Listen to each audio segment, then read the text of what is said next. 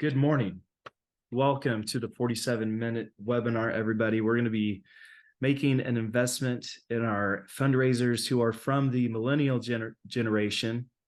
We're going to be talking a lot about generations this morning, some of the different generations that are still in the workplace and still are donors. And whether you're in the millennial generation or not, I think this will be great value to you.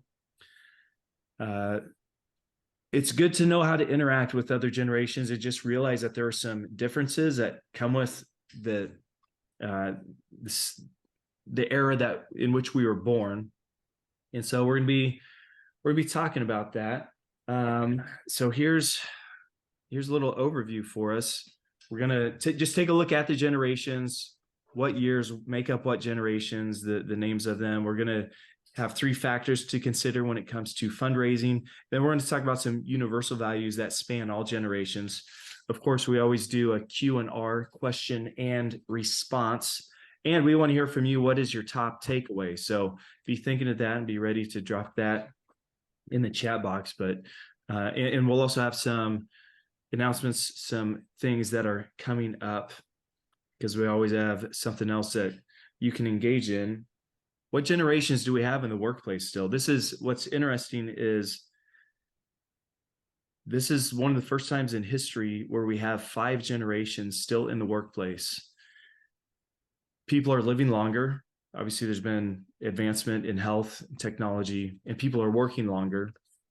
There's been advancements in expenses and how quick we can spend our money. So people are working longer. But the oldest generation that we have right now is the traditionalist. They were born before 1945.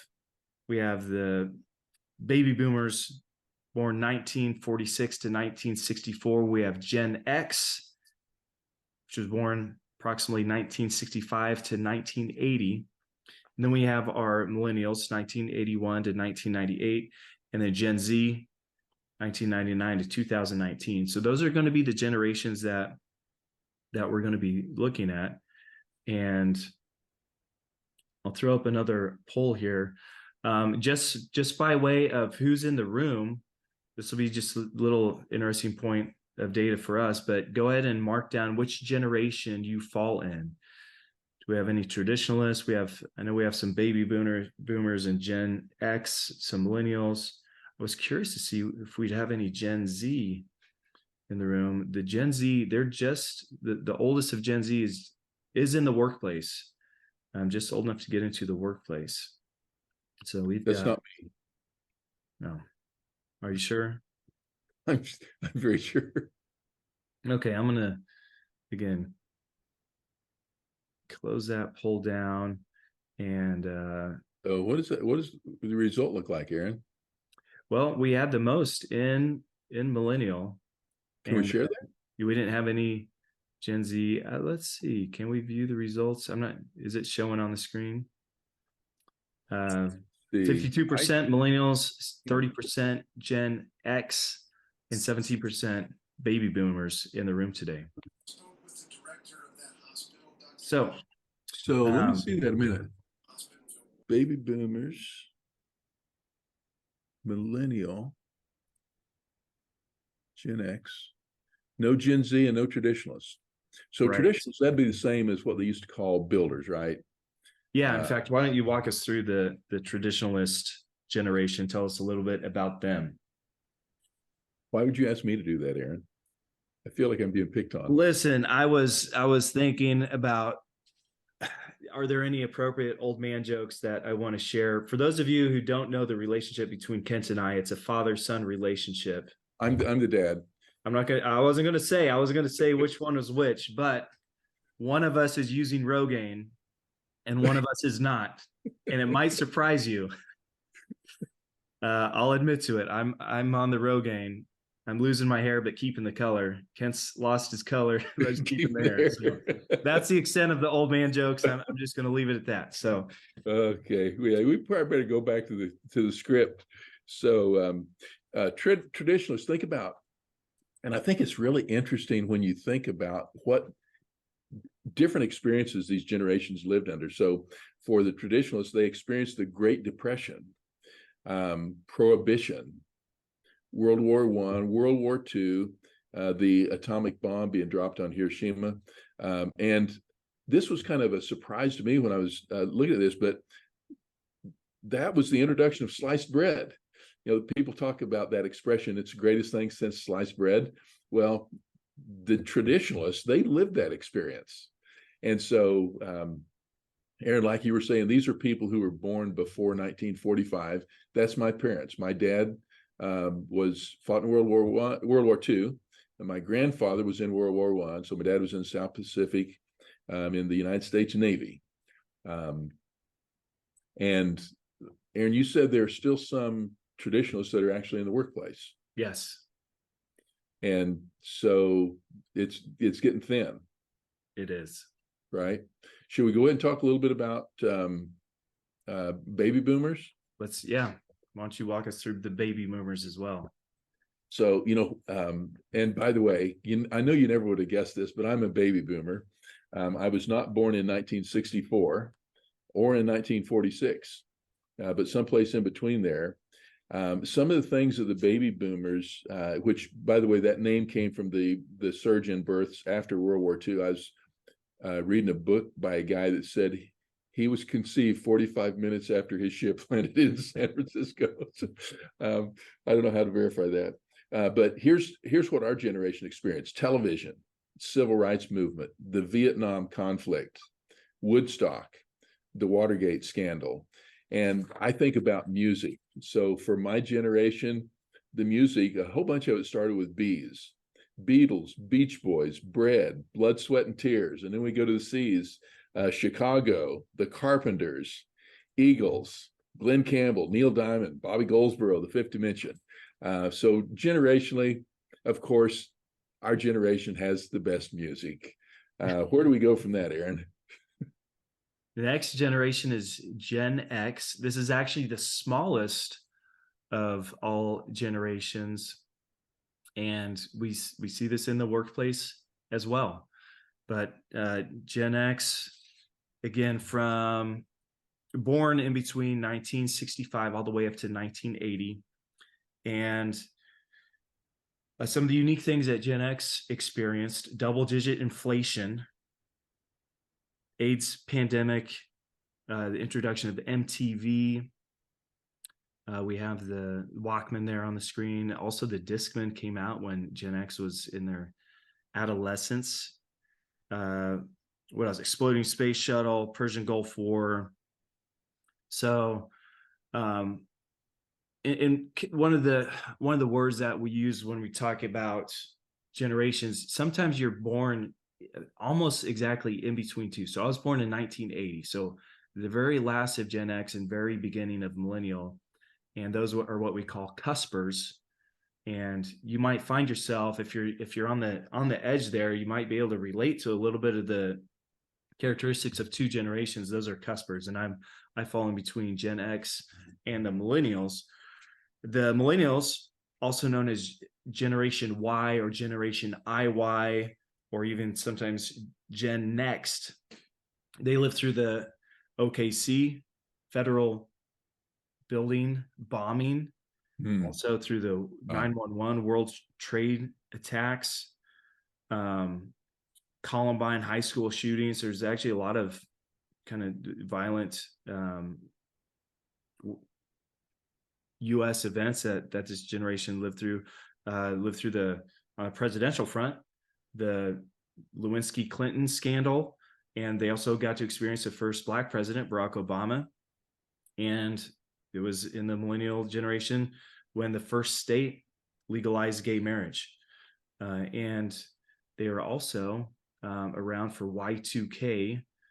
And we have a lot of millennials. We don't have any Gen Z here, but people thought the world might end or it's going to crash when the calendar ticked from the 1900s to the 2000s. But I think we all remember Y2K. And then the last generation that we're going to be talking about today, Gen Z. And Gen Z was born online. So they were also born during the War on Terror. and they were kids when the iPhone was released. So a lot of the digital era is native to them. It's not foreign as to some of the older generations. They lived through the introduction of Netflix. They lived through Facebook becoming the most popular social media platform, and they experienced the Great Recession, and also they experienced the COVID-19 pandemic. And so Mm. a lot of those, I think a lot of those big events for Gen Z are going to be kind of what was normal for their upbringing and years of formation. So there's just a little overview of the different generations. We're going to take a look at three different areas how we might be able to recognize and adapt appropriately when it comes to fundraising. And one of these is communication. And so when we think of communication, we're asking the question, how should we communicate when it comes to our traditionalist and baby boomer generations? And I lump these two together because they're pretty similar in how we might communicate. So let's say you need to set up a meeting to engage traditionalist and baby boomer with a fundraising intent, or to build a relationship to see if there's any potential there. Which, by the way, why is this important? A lot of times wealth comes with time and with age. And so the traditionalists and baby boomers, they're quite often, not always, but quite often, some of our major donors that we might be considering. So what should we do here? Call them on the phone to schedule the appointment. What's implied here? Don't necessarily let text or an email or social media communication be your first mode of communication. Go ahead and pick up the phone and call it. And here's the key: if they don't answer, go ahead and leave that voicemail, because they're going to call you back. Please. Yeah, what? Please? Why do you say please? So, okay, this is a generational thing, and maybe my kids will do this. They're not the only ones, but I get a phone call, can't take it. No message. It seems like a fruitless call. Why did you call? Is there a reason? If so, why don't you leave me a message? Because if you do leave a voice message, I'll listen to it, and then I'll call you back. Yeah. But that's probably a generational thing, right? Yeah, I think there's that generational value of if it's important enough, they'll leave a message. There's that value that those generations hold that not every generation does hold. So Aaron, if you call and don't leave a message, should I call you back? I think so. Yeah. I think you should. Marcus, you're laughing too hard. I know. You're enjoying this way too much. He's laughing with someone and at someone else. Okay. I don't know which one Well, it is. I think we're both guilty. Both of you. Oh, you're laughing with both of us. That's a nice dodge. Yes. Okay. So, and you'll see it down there on the bullet point. Once you get the conversation, when you suggest a meeting, go ahead and suggest it to be in person. Now, I have been surprised with some of the older generations being comfortable with Zoom, but I let them make that call. I would say defer to an in-person meeting first, and if they don't want to do that, let them make that decision. And then when you meet in person, greet with a firm handshake and make eye contact. You might even want to use Mr. or Mrs. last name as a formality, again, because that's a value that came with that generation. So I'll just go ahead and identify myself. Chronologically, I'm a baby boomer. Behaviorally, I'm probably more of a traditionalist or a builder than a boomer. And I don't know if others would identify with this or not, but I think the Mr. Stroman is nice one time. Probably it's preferred never. But I find it, I don't know, it's not necessarily annoying, but it's a little bit tiring if I'm always Mr. Stroman. To me, that feels like distance. Yeah. So that's a generational thing. What would you say, Mr. Stroman? Yeah, I've had kids call me, even some of my own children's friends call me Mr. Stroman, and I appreciate it. But then I say, hey, my friends call me Aaron. You can too. And some of them do it. Some of them don't. Their parents insist on the formality, and that's okay. Now, if we're going to communicate with Gen X, really simple approach. Email them to get the appointment, and then follow it up with a calendar invite.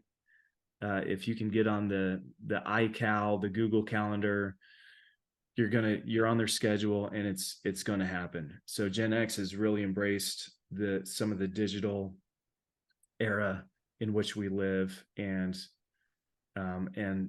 that's a part of their professional life. I can relate to that.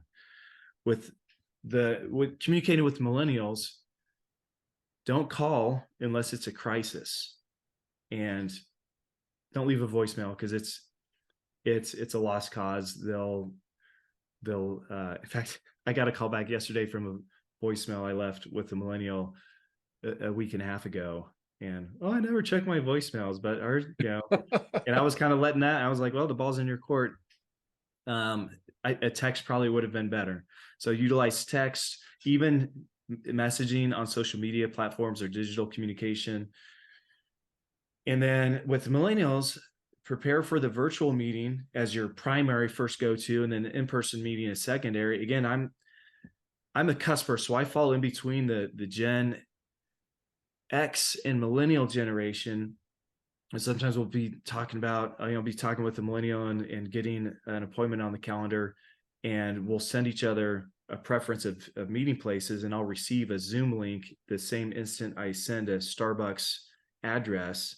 And there's just a little bit of a, even within myself, I prefer the in-person meeting, but the millennials prefer quite often the Zoom, and really comfortable with that. And of course, COVID has changed a lot of that as well. And then we have. Hey, can I ask one question back on that one, Aaron? Yes. And actually, I want to ask the room to respond to this. So, is it based on what you're saying about communication? So, generationally, my assumption, if I leave a voicemail, I assume that message was received. But what I'm seeing here with millennials and maybe even Gen Z, if I leave a voicemail, I should assume it's never going to be listened to. I think in general, you can probably make that assumption. Obviously, there are exceptions. I'm surprised at how many times I call someone and their mailbox is full. Oh yeah. Just because they never checked in, they're probably full of messages, years ago when they first set up their account, and they don't go through to even delete it and free it up. Okay. Jeremy's saying correct. It's probably safe to assume if there's no acknowledgement, they haven't received it yet. Yeah. So Jesse put in there, he said, my voicemail instructs people to text me if they want a quicker response. That's really thoughtful.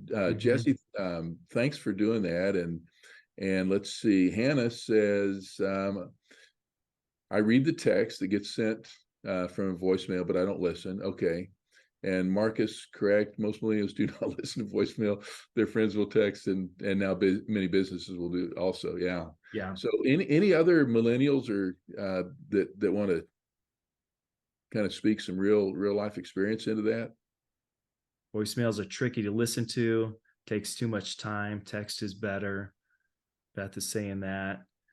Jesse's saying, to me, it seems like most boomers do not have set up voicemail, or their inbox is full as well. Yeah, because they don't know how to work the technology. And so there's a really good book called The 5 Love Languages. I think it's by Gary Chapman. Yeah. Anyways, it's a book on how to love your spouse. And the premise is we all have a native love language, and our spouse may have a different love language. We need to learn how to speak their language to love them. When it comes to communication, we can reverse engineer all this. The focus is kind of helping our millennial generation learn how to speak the language of the older generations. Not because they're demanding us to, but when it comes to professionalism, like some of these things are really good to be aware of and just take into context. And I think as young professionals, we can really step up our game and know what the expectations are and say, okay, I can meet you on the grounds in which you stand. And so, and it's good for other generations to learn, okay, if I'm, you know, if I'm calling a younger person, they might not, check the voicemail. So I'm going to go ahead and text them or send an email. And, a lot of people, again, there's so much technology integrated into this. The read receipts or confirmations, or someone mentioned, they'll look at the voicemail transcript and just read it and not even listen to it and respond appropriately. So, Well, I'm blown away here, Barbara. And Barbara, thanks for being on today's call. She says her grandchildren are talking about their love language even at age 6. Man, that is great food for thought. Thanks for sharing that. Yeah, Cindy is in the millennium generation. She likes voice and text. Voicemail covers the message, so to text, so I can scan through and see which one is important. Yeah. Well, this is great input. Thanks, everybody. Yes, great conversation starters to ask that person their preference: text, call, email, etc. Good. Yeah, I like that, Christy. Actually, that's going to be a good segue to another comment a little bit later on. So thanks, Christy, for sharing that. So that was communication. Let's talk about dress code too, because this is one that I experience a lot.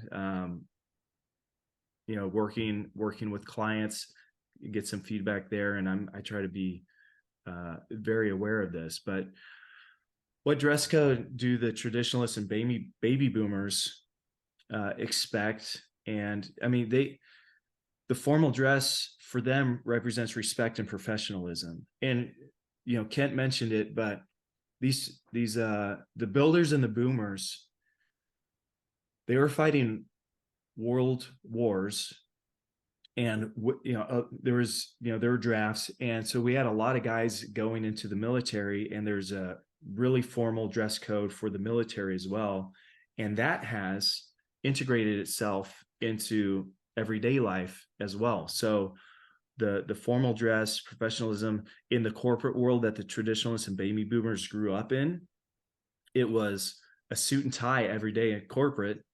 They even had facial hair, the expectations where sometimes mustaches were allowed. If you drew a line from the bottom of your ear to the side of your mouth, you could grow hair above that, but not below it. So when you're meeting with a traditionalist or baby boomer, just know it might be a little better first impression if we dress a little more formally. Again, someone says, I see Kent's formal dress. Yeah, I mean, if you look at his profile picture, he's put on a tuxedo today. There we go. And again, I don't think it's like you're not being true to yourself if you remove non-traditional piercings or any hardware that you have that's not covered by clothes. And if you look at my little window, I have a half sleeve tattoo. When I'm meeting with traditionalists or baby boomers for the first time, I'm always wearing long sleeves because I don't want that to be a distraction or a point of judgmentalism. So I just take that away. It's not a big deal. So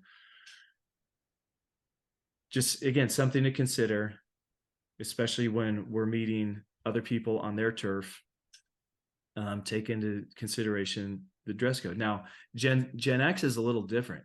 Gen X brought some disruption to the corporate world, and we got the casual Friday. We got khakis allowed instead of slacks. Eventually that became blue jeans. Then casual Friday became the norm for the whole week. And most corporate world looks different today because of Gen X's influence over the dress code. And Gen X is a little more open to alternative looks, but we still judge a book by its cover. So again, especially in those first impressions, you want to take that into consideration. Now, the millennial, the founder of XRP is a classic example. XRP, the cryptocurrency, the dude Sam, I forget his last name, but if you can get the job done in a wrinkled shirt and cargo shorts and ungroomed hair, then do it. It's a little more focused on results than on appearance. The millennial generation is the least formal out of all the generations, and the philosophy is, who cares what you look like? Let your performance speak for itself. And if you're like me and a part of this generation, you're thinking, well, yeah, of course.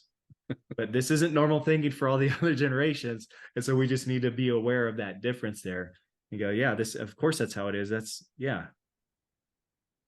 Of course, who cares what you look like? If you can get the job done looking less formal or even looking a little sloppy, then that's okay. Hey, if I can get the job done at home, all this, remote work, people wearing pajama pants with the nice button-up shirt up top, because that's all that matters. And what's interesting, Gen Z is become a little more formal than the millennial generation. So this isn't just an age thing that gets less formal the younger we get, but they're a little more situationally aware to the dress code. They dress the part, a little more willing to adapt than the big brother millennial generation. So it's been kind of interesting to watch that line start to curve up a little bit with this next generation. So that's the dress code. This next one we're going to talk about is decision making. And Ken, I'm going to keep on taking this. I see there's comments coming in through the chat. Yeah. So if you want to read through Yeah, those. let me share some of those real quick. Yeah, I haven't read them, so I don't know what's going on in the chat room. Yeah, so it's communication. And Gary says, find out how your donors like to be thanked, snail mail versus email, whatever. And Marcus says, yeah, he says, I think that's always a nice touch. And thanks for that pitch in. He said, most generations would not be annoyed by snail mail. That's just what I think. And then Beth says, I love receiving snail mail. I always send a snail mail and they appreciate it. So here's something I'll throw out at who else experiences this, but sending mail, and I don't check my mailbox evidently for weeks or months on end. Now, Aaron, I might be referring to your siblings. I don't know if that's a generational thing, but it's a pretty routine thing for me I got 3 mailboxes I'm checking every day. I even check it on days that there's no mail service twice. And there's still no mail service today. So anyhow, if others have thoughts to pitch in there, please share it. But Aaron, you're talking to us about, not just communication, not just dress, but now decision making. Yeah, so the decision making is really interesting when it comes to fundraising. Of course, we want to be in front of the decision makers. We do have some people on the call who are not in the nonprofit sector. So when it comes to sales or partnerships, how decisions are made is really important. And for the traditionalists, the boss decides. That's again, in that military World War I, World War II era, it's you receive an order and you do it, and the top ranking officials making the call, and that bled through to business and to the corporate world, and even into the fundraising world. It's like the boss decides, and that's a little bit different than the baby boomers who they started realizing, okay, the boss decides, but we need to provide him with as much information as we can. So boomers started using surveys, quality circles, process mapping to inform their boss, and they know, okay, he's still going to decide.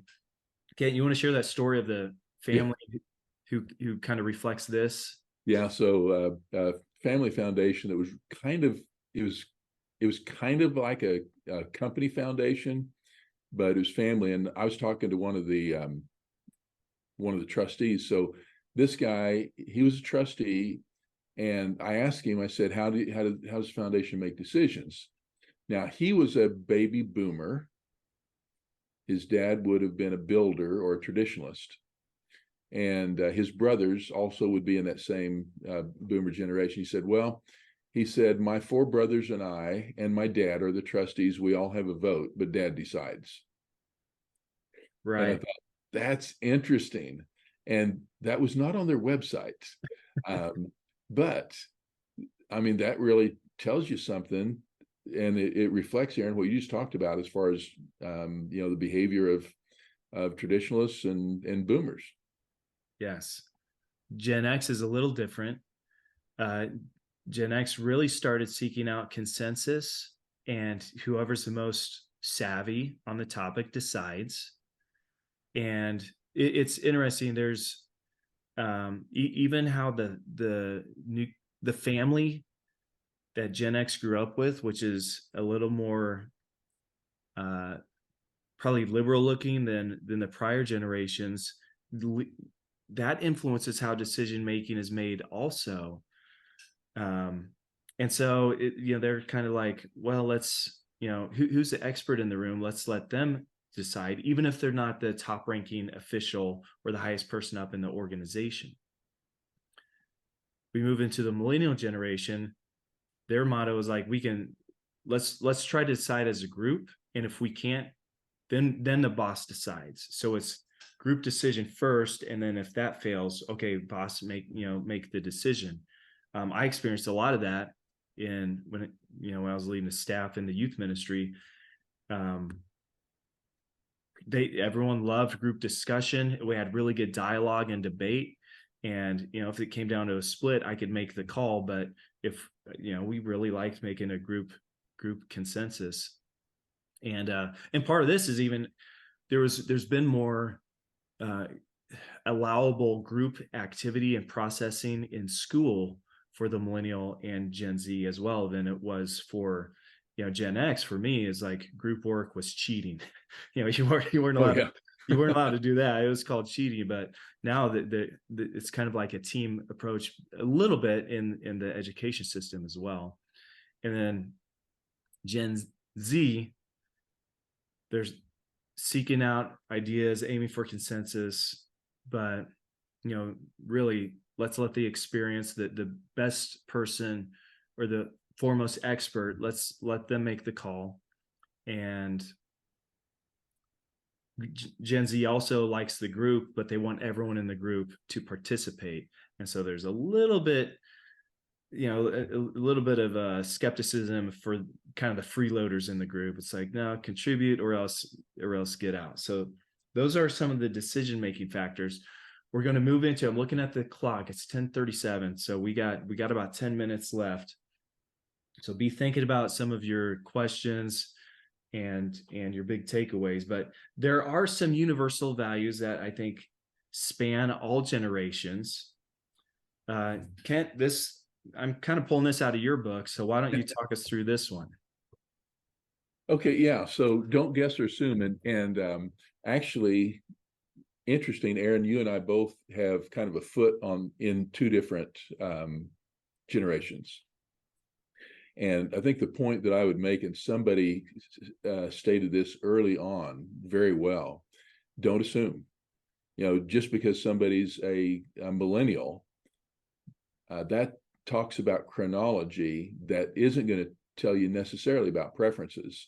So ask, and whether it's how they like to make decisions, how they like to be communicated with, even about behavioral things like dress. I think it's easy for us to see something and assume something, or we interpret it.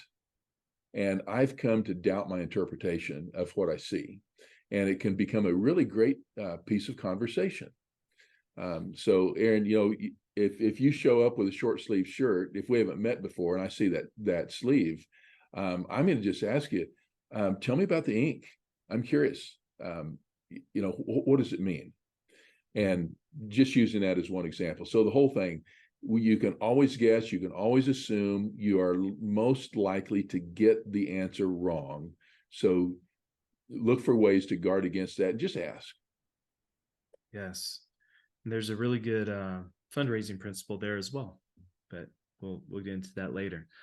Another one is, when in doubt, treat others the way you'd like to be treated.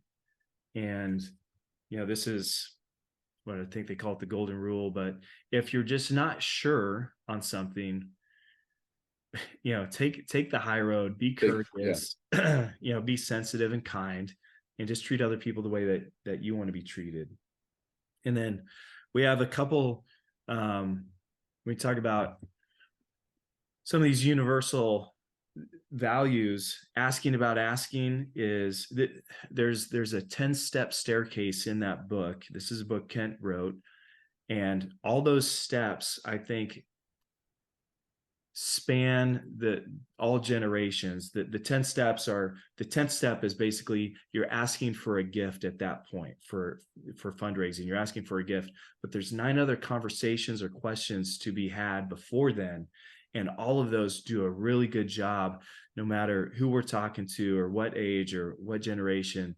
They're all applicable. So if you haven't picked up that book and you're in fundraising, you need to pick up Asking About Asking. And then Kent, tell us about the Asking Styles book. Yeah, so Asking Styles, you were talking about love languages, and in a kind of a similar fashion, Andrea Kilstead's book, Asking Styles, does a great job, I think, of outlining different styles that people have, whether you're asking or being asked, and what are some good ways for a rainmaker to interact with somebody who's not a rainmaker. And so I certainly recommend that. And one of the other things I was thinking about, a recent book that came out, my friend Dr. Holly Miori, Millennial Philanthropy, and this book is really deep on research. And the research tells you about a lot of things that once you read it, it makes some things make sense that didn't make sense before. That's for me. So I'd recommend Millennial Philanthropy, as well as Asking Styles. And Aaron, thanks for your nice mention on Asking About Asking. And I'll throw up here Sticking Points. This is one of the main books that influenced this webinar today. I've been going through this with my mentor. If you're working with other generations, a great book. It's not focused on fundraising. I kind of adapted some of the content there. And then the Barna Group as well does a lot of research, and I use some of their prior research that influenced this as well. But those are just some resources there that, again, kind of really help span across all generations. And of course, Pitbull. Cassie mentioned this this quote, the lyrics from a song a couple webinars ago, but ask for money and get advice, ask for advice, get money twice. No matter what generation you're in, if you ask for advice, you're probably going to get it. So it's every generation will appreciate being asked for advice. Who's this fundraising expert you're quoting, Aaron? Pitbull. Sounds like a generational thing to me. It's a generational thing. Yeah. You won't get it. It's okay. So here, if you have any questions, we don't always say we'll do question and answers because we don't always have the answers, but we'll certainly do a response, Q&R, question and response. And also, what is your biggest takeaway? Is there one thing that you're going to implement from today's webinar? Drop those in the chat box. And hey, by the way, Aaron, Beth was asking about the slides, if those are available after the call. Yes. And I think I have your email, but Beth, if you want to direct message me that or drop it in the group chat, I'll email the slides. Hey, Beth, call him and leave a voicemail. Yeah. Hit me up on MySpace and I'll do a file share on MySpace. Okay. Let's see. Beth says, thank you. So real quick, top takeaway, one thing that you can put to use, Conrad says, ask for advice and get money. And we throw in the Pitbull twice. Conrad, thanks for that. Marcus wants to have the slides. Yeah. Hey, Marcus, we can find you. Trust me, we can find you. Um, Gary says, be aware of the audience you're dealing with. Yeah. And man, I love everybody's input. That's what makes these calls so valuable. Who has a question, a comment, a thought you want to share? Barbara says, thanks for the book recommendations. Danielle says, thanks for facilitating. Happy to do it. Let's see. So what's next, Aaron? Next month, we have donor advised fund 47-minute webinar brought to us by Kristen Hammett. If you don't know Kristen, you'll get to know her. You should know her. She works for the Signatory. They are just a fantastic organization based here in Kansas City. She's agreed to talk to us. So get that on your calendar. Tuesday, November 14th. I'm going to do this before Thanksgiving, same time, 10 to 10:47 Central Time. And we also already hit that. We also have the Asking Academy. If you want specific help for you and your team and your board working together to raise money, to raise funds, and some of the principles that we talked about today we'll cover in the Asking Academy. But we have our 2024 schedule up. So if you want some information on that, feel free to again, drop a note in the chat, just say Asking Academy. I can follow up with you, or you can always email me. I think we have everyone's contact info as well on that. Yeah. And well, then it's 47. It is 10:47. So we want to say thank you. We kind of rushed through some of the feedback and big takeaways, but hey, we wish you guys the best with your fundraising success, or if you're not in that space, working with the generations, man, build that awareness. We got to respect those who came before us and be flexible with those who are coming after us, and keep the healthy relationships all throughout. So thank you guys for tuning in today. We really appreciate you. Yeah, great to have a full room, good feedback. Look forward to seeing you next month. And in the meantime, if we can help other ways, please reach out. Leave me a voice message, send Aaron a text.